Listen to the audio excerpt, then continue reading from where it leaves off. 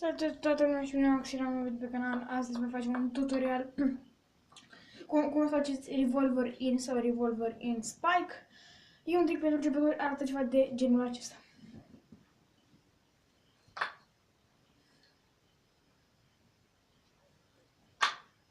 Așa? Bun.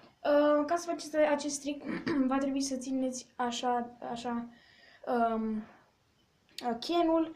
Nu se ține așa, uitați, nu se ține așa, ci se ține așa, cu degetul mijlociu pe cupa mare și degetul mic, degetul arătător pe cupa mică.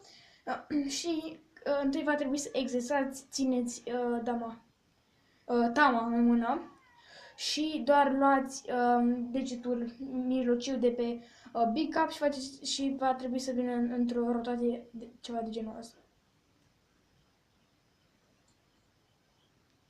Și mai repede cum îl fac eu.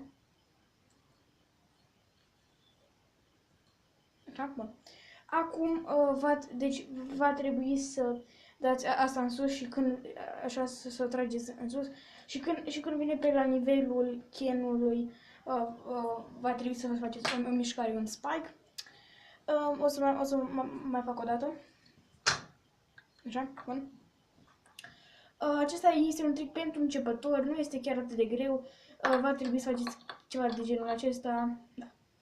Ok, cam asta e și acest tutorial. Eu am fost Ștefan și ne revedem data viitoare cu un nou tutorial cum să faceți o anumită schemă de Kendama. Eu am fost Ștefan, ne revedem data viitoare. Pa, pa!